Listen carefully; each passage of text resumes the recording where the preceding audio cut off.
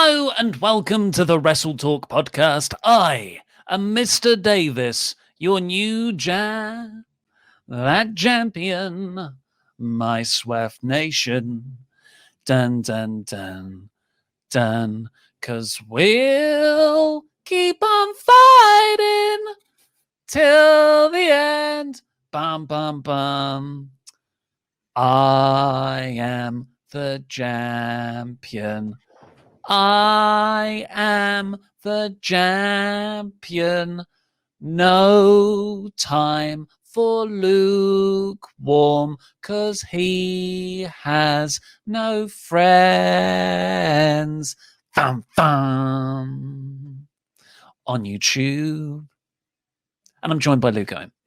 Hello, Swift Nation, and a hello to you, Mr. Davis, you big dick, the jam, that champion. This comes in from Mike Plowman, who says, to the winner and undisputed champion of WrestleTalk, Mr. Davis. Once again, you've proven your superiority, no, your authority over Lukewarm and his losers. Even in such humiliating defeat, they show the classless losers they are by trying to mock you and make you into a joke. They might want to say peen, but you are the peenian when compared to their overrated WWE booking level skills. But I must admonish you and your team, champions, that you are for missing one important fact. It was obvious Sasha Banks was going to win her match. She has that spot in The Mandalorian, and Vince will want to book her strong.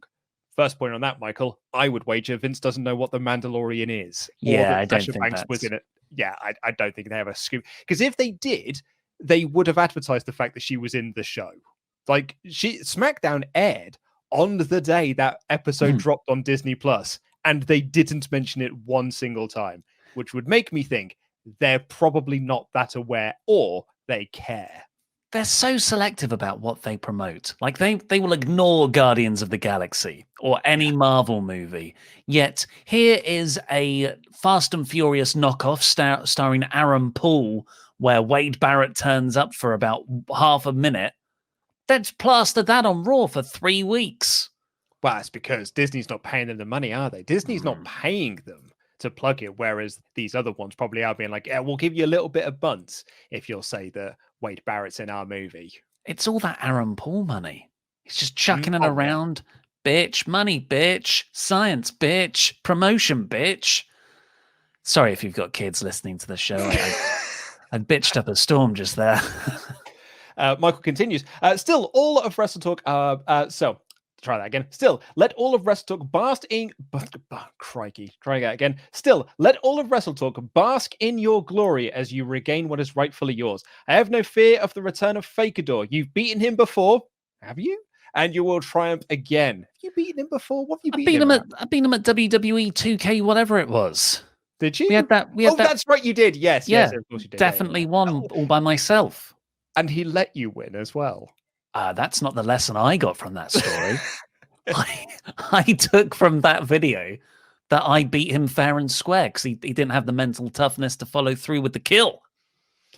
He clearly was going to turn on Lukewarm had he retained, as if he was going to chance against you and your excellent team of loyal friends. This is why Lukewarm lost. He spent so much time trying to be slick and cool and fool you that if you got the number one thing, getting the predictions right. You had a great plan. You watch and follow Raw while Pete consumed SmackDown. This gave you the advantage by knowing the angles going into the pay-per-view. Then you ace your ace weapon of Louis, who has contacts within WWE to give your team that backstage insight into the happenings and goings on.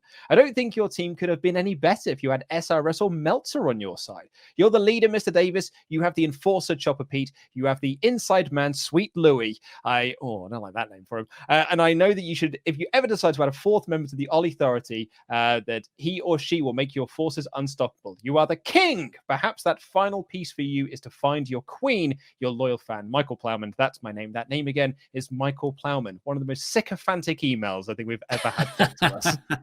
And, obviously this is all a shoot. There's no such thing as kayfabe because all of this feuding over the championship is real. Even with that in mind, that brings me genuine happiness.